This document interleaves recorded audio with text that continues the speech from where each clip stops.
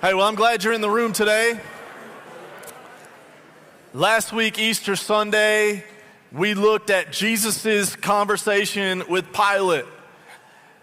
And we identified that the king does have a name, and his name is Jesus. And as we looked through Jesus' interaction with Pilate, we saw 4 types of king in Jesus that we all need. We saw the prophesied king, the unexpected king, the crucified king, and the one we need most, the eternal king.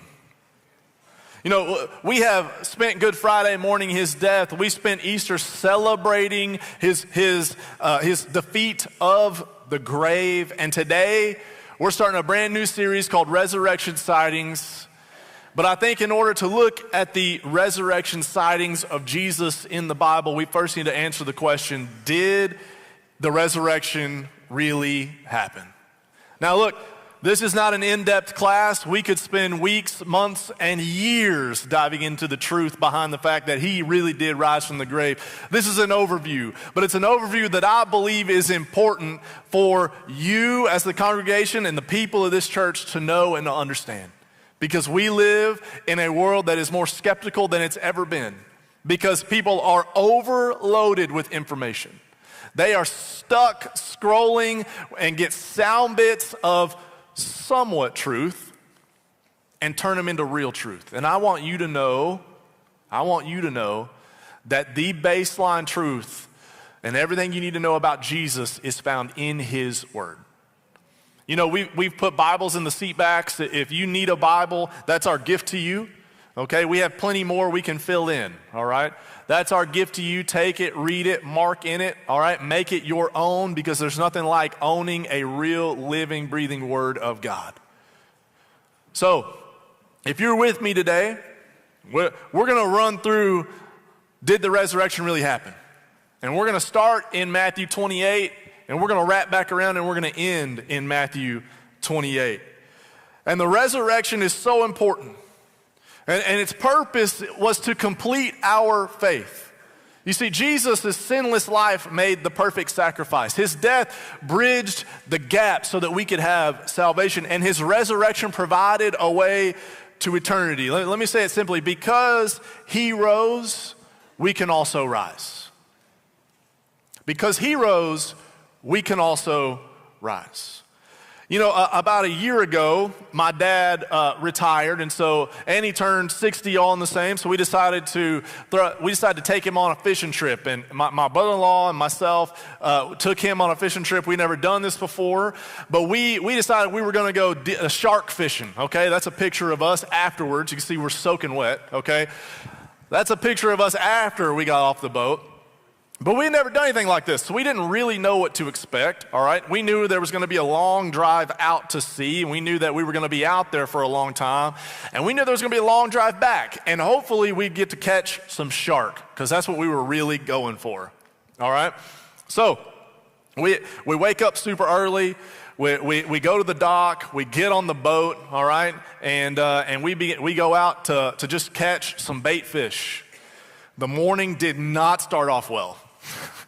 We did not catch a lot of bait fish, all right? And we kind of turned to our guide, and he didn't really have much bait fish either. And I thought, what are we doing here? This is your job. He had it under control, though. We tried to get as many as we could. We go deeper out to water, and we begin fishing for shark. We cast the lines way out, let the drag out as far as he thought it was possible it could go, okay? Nothing. We're getting nothing. And then we start getting a little nibble, but nothing. We're not able to reel anything in. He goes, all right, let's go back to the jetty. And so we weave our ways back through these tankers and these big oil moving machines, all right? We get to the jetty, we start casting on the rocks. There's boats around us. They're catching fish. Our boat is not catching fish. Again, I'm looking at this thing going, we have a problem, all right? We have a problem. We catch a couple, all right? I'm seeing these guys bring in boatloads. We catch a couple, and he's like, all right, these will make good bait fish. Let's go out and try it again. I'm like, well, we've already done this. But we go back out, we hook these on the line, and we throw them out, and we begin to get bites, all right? We begin to reel some in.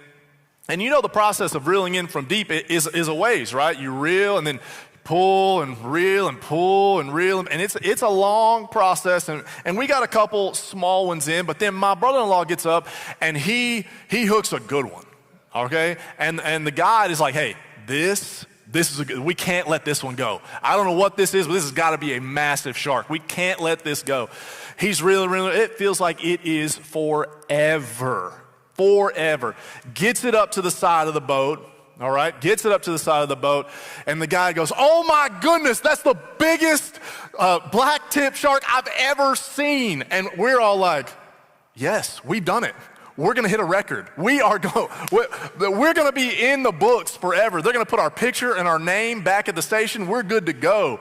He goes, all right, hey, look, I normally kind of try to grab it with this hook, but my boss broke his arm, so I'm gonna use this rope, okay? I don't know left from right. I'm like, great, sounds good, man. As long as you get him in the boat, we're all square.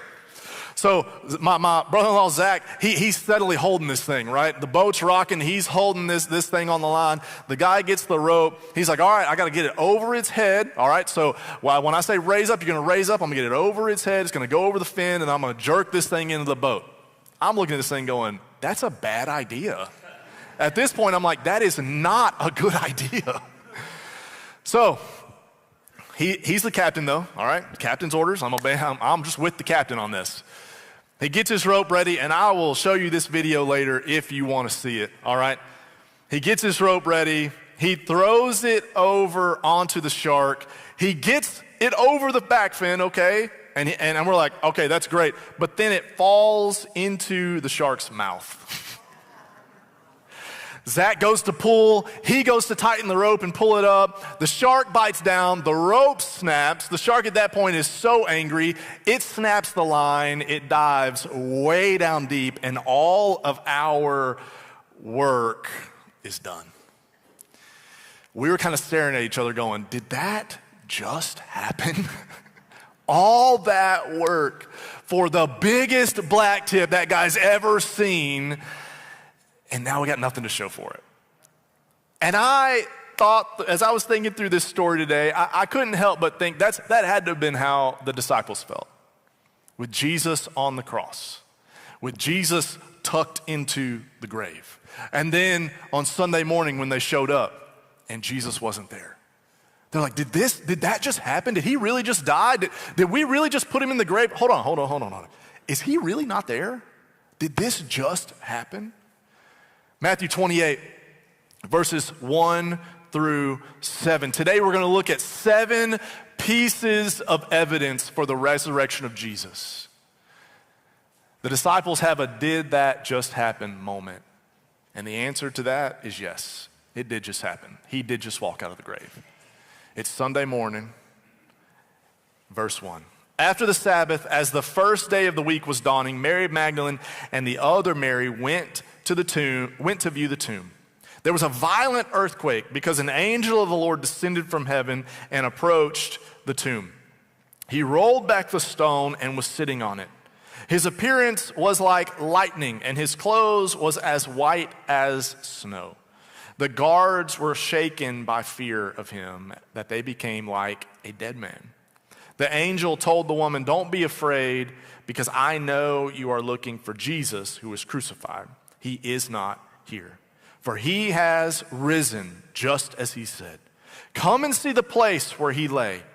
Then go quickly and tell his disciples he has risen from the dead, and indeed he is going ahead of you to Galilee. You will see him there. Listen, I have told you." 7 pieces of evidence for the resurrection. That's what we're walking through today. Did the resurrection actually happen? Here's evidence number 1, the empty tomb. And look, I know that sounds super practical, but that is evidence for the resurrection. There's more context that you can gather from this, and even Mark gives us more context that the ladies had been preparing spices for the tomb of Jesus. You see, Passover ended on Saturday at 6 p.m., so they could go and collect these spices to come to Jesus' tomb the next day, right? And so they collect all these spices. Mark 16 even includes a third woman in the mix. And it says, verse 2 of Mark 16, very early in the morning on the first day of the week, they went to the tomb at sunrise. They were saying to one another, who will roll away the stone from the entrance to the tomb for us? But Matthew gives us the rest of that context, right? That the angel had shown up, that the angel had rolled away the tomb. And guess what? They show up and the tomb is empty because there was an earthquake, there was an angel, there was a stone rolled away, and there was a guards that had been tossed to the side. It's obvious why it's important, but I want to dive deeper into the importance of the empty tomb. You see, the empty tomb is real because of the actions that followed the empty tomb. Mark 28, verse 11 through 15, gives us insight to not people who were followers of Jesus, the secular people that surrounded the followers of Jesus, their reaction. Right? And what they did in response to the empty tomb. As they were on their way home, some of the guards came into the city and reported to the chief priests everything that had happened. Earthquake, angel descends, stone rolled away, guard, right? We fainted, crazy things are happening, the body's gone.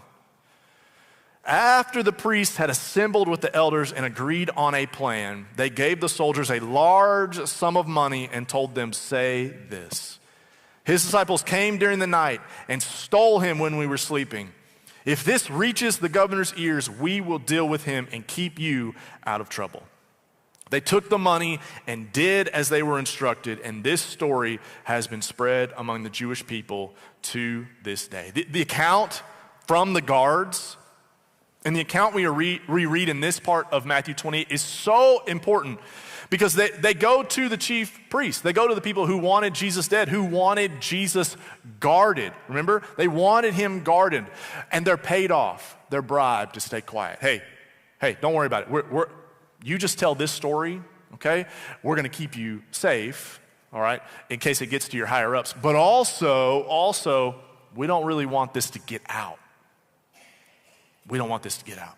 They're given a script. And here's the kicker for the soldiers. They were asleep, right? Or passed out, okay? Like they had fainted, if you remember Matthew 28 that we just read. But soldiers, they may not have all been awake anyways on night duty, right? They took shifts. But if they were sleeping, if they had fainted, there would have been severe punishment, potentially execution. And so the Pharisees are telling them, right? They're telling, hey, listen. Just in case it makes it up the chain, we're going to take care of it for you. You weren't sleeping. Remember, you weren't sleeping. There was a mob that came. The followers came and took him away by force. There was nothing you could do. Nothing you could do. Their story just doesn't hold up when you get to the bottom of it. The empty tomb is reality because of the reaction and the response of the people who didn't want it to be reality. You see, different scholars even connect a later edict that was signed in called the Nazareth inscription to this moment. And that Nazareth inscription said it made removing an entombed body illegal and punishable by death. They kind of connect those dots and say, because of this was put into place. Here's my question when I read this, when I look at this. Why work to prove something didn't happen if it didn't happen? These were the same guys who had said, hey, if he's not real, it'll fizzle out. If he's not real, just let it roll, it'll fizzle out. But this hadn't fizzled out. And they knew it was real. But they didn't want to lose their place or their power, and so they tried to cover it up. And that cover up, that empty tomb, is evidence number one. Evidence number two is the eyewitness accounts. All the people he appeared to, the women, Peter, the 12, the 500, James, the apostles again, and Paul, right? Those eyewitness accounts show that this resurrection happened. And by the time that Jesus had ascended to heaven and met with all these different people who we're going to look at in the next few weeks, this wasn't a rumor. This story was actually a movement of witnesses. So again, this wasn't a rumor. This was a movement of witnesses. And when you go and look at Paul's account, because 1 Corinthians 15 gives us the most complete look at the meaning and the purpose of the resurrection. Paul doesn't include the women, mainly because women were not qualified to be witnesses. But when you look at but in my mind, that drives home the gospel account further. It grounds it further as evidence for the resurrection, because these guys writing this account, they didn't care if they had every credible voice. They wanted the truth in there. They didn't care if the religious people would read these accounts in the Bible and go, oh, you know what, the women saw him first. Can't be real. They knew that Jesus had risen from the dead. They knew that he was powerful enough to defeat death. They knew that he was no longer on earth, but that he was residing in heaven, that he had walked out of that grave. And they wanted the right story told about the right Messiah. Truth mattered more than perception. Truth mattered more than perception. The third reason, the third evidence, is the weight of the resurrection that you get to read about throughout the Old Testament, the New Testament, how much weight it held, but how much those disciples, and we'll look at that in the next one, how much those disciples gave to the idea of the resurrection. I mentioned it already, but Paul gives an entire chapter, 1 Corinthians 15. And I'll sum it up for you. If Christ wasn't raised from the dead, his sacrifice for sin was not sufficient, believers wouldn't rise either. But his death was the atonement, and he did not die. He did not stay dead. He was raised. And they believed it with their whole heart. Because he lives, we live. They believed that with every fiber of their being. And you can see that because the fourth evidence was the transformation of the disciples. The disciples' transformation drove home the fact that the tomb was empty, that Jesus walked out of the grave. I mean, these guys had a dramatic change. They went from running from the danger, right? When they came to get Jesus, when they paraded him off to crucify him, they ran from the danger. But after meeting with Jesus, knowing that he was real, they were willing to run into danger. After his death and resurrection, they have a complete disposition change, and they modeled for us the boldness and the courage that we need. And they spread the gospel throughout the world. And they even died for it. You see, John was the only apostle to not die, but not for lack of trying. Legend says that they tried to boil John alive. It just didn't take. I don't know how that happens. You know, I think the disciples really began to understand and believe Jesus' words in John 16:33, right? That there would be suffering. But not to worry, because Jesus had overcome the world. Can I sum this evidence up plainly? People do not die for something they know is a lie. Number 5, Paul's transformation. The fifth evidence we see in the Bible is Paul's transformation. Now, he's not in the Gospels, okay? You got to turn a little further to find him. But Paul's transformation, he was a persecutor that became an apostle. He went from persecuting the church and tracking down people who claimed to be Christians to being an apostle for Christ, the guy who wrote the majority of the New Testament. And the game changer of evidence for me is how he did not just meet Jesus, okay? But his entire life was changed because of Jesus. It wasn't a small shift, it was a complete reversal. It always sticks out to me, not necessarily his conversion that's so unique, but verse 20, Acts chapter 9, verse 20, where he's met Jesus, he's been blinded, he goes to Ananias, he's prayed over, he begins to meet with the disciples, and then verse 20 says, immediately he began proclaiming Jesus in the synagogues. He is the Son of God. Now, do you remember that Paul was a Pharisee? He was a Pharisee. He knew this Old Testament front to back, word for word. He was a big-time guy in that organization. But his meeting Jesus changed everything. It connected all the dots for him that the empty tomb was real, that the resurrected Jesus was walking again. You know, immediately is the key for me.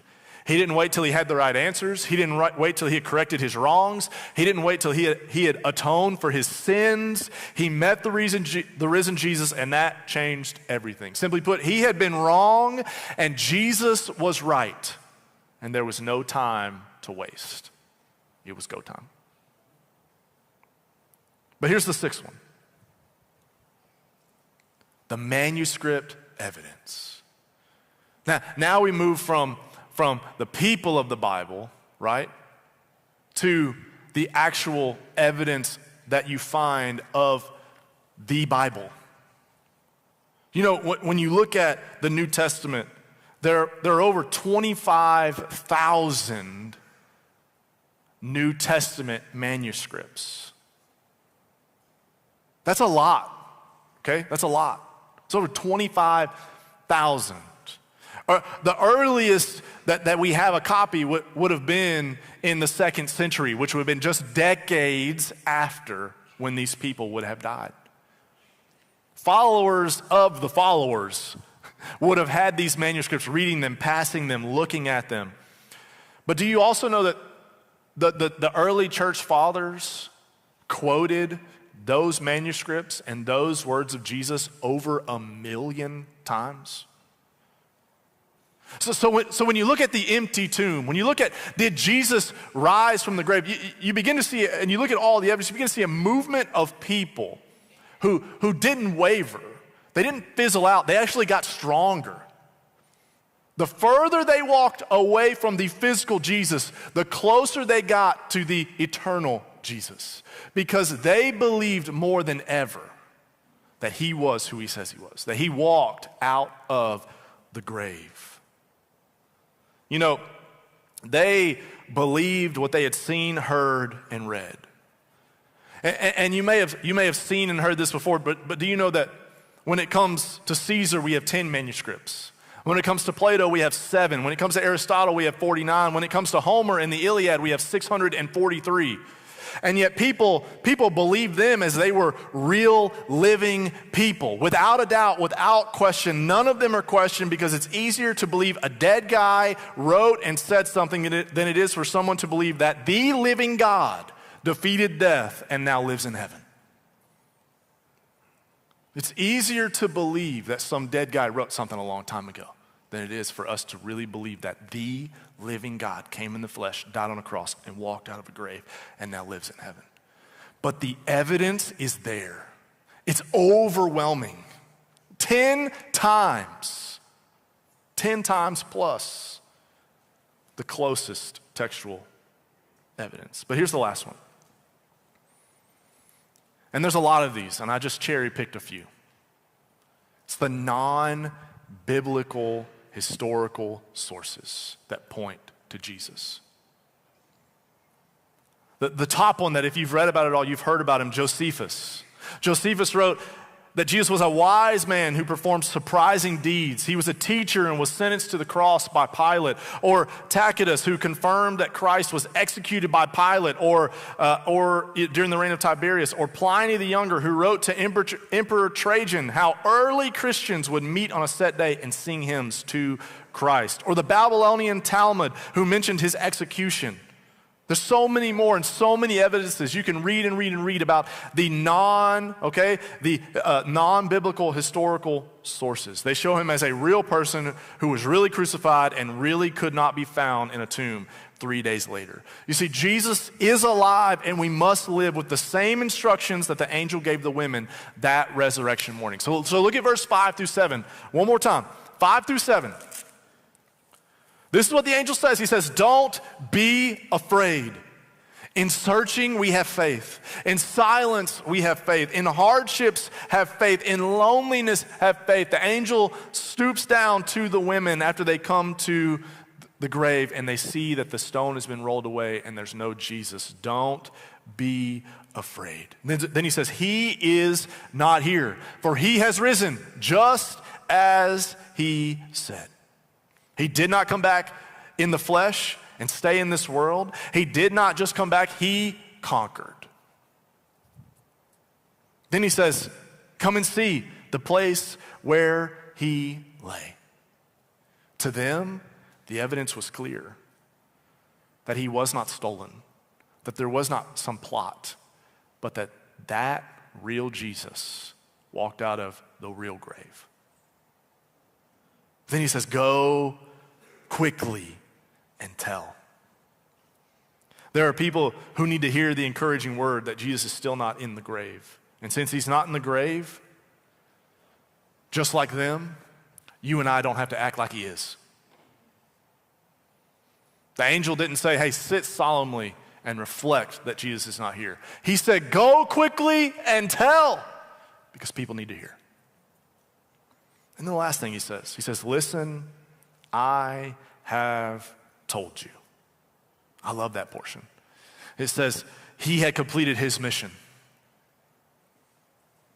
The angel had completed his mission in commissioning them to go complete theirs. Because he completed his mission, we have to complete ours. And we cannot stop talking about the reality of the grave, the evidence that stands behind the grave for the Jesus who defeated the grave. It's our job to take this Bible and these words and this truth and proclaim to the world that Easter didn't stop on Sunday. Easter started on Sunday. We celebrate Easter because of what he did and who he is, not because of what happened, okay? The truth is, the evidence says that we should still live like he's not in that grave. So my question to you is, do you? Your life and your actions will show it. Do you? You look at how the disciples, they knew that Jesus was alive and they lived like it. How the women, they knew Jesus was alive and they lived like it. How Paul, he knew that Jesus was alive and he lived like it. Are you? You see, the resurrection is real and it tells us that God keeps his promises. Did the resurrection really happen? Yes. Because God keeps his promises. What promises have you been told? What promises have been broken, and what promises have you broken? You know, we serve a real God who sent a real Jesus to die on a real cross for our real sins. And on the third day, he walked out of a real grave to defeat death for our sins and to complete our faith for eternity. And when we look at this picture, man, this just sets us up for the moments we get to see in the next few weeks where that real Jesus interacted with these people. Romans 3:23-24 says, for all have sinned and fall short of the glory of God, and they are justified freely by his grace through the redemption that is in Christ Jesus.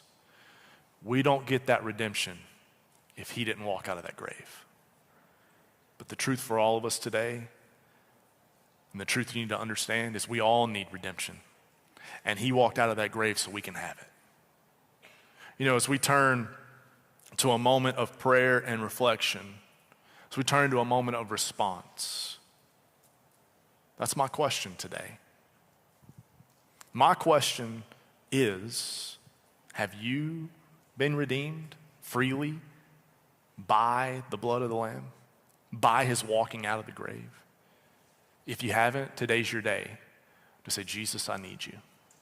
Jesus, I trust in you. Jesus, I give my life to you.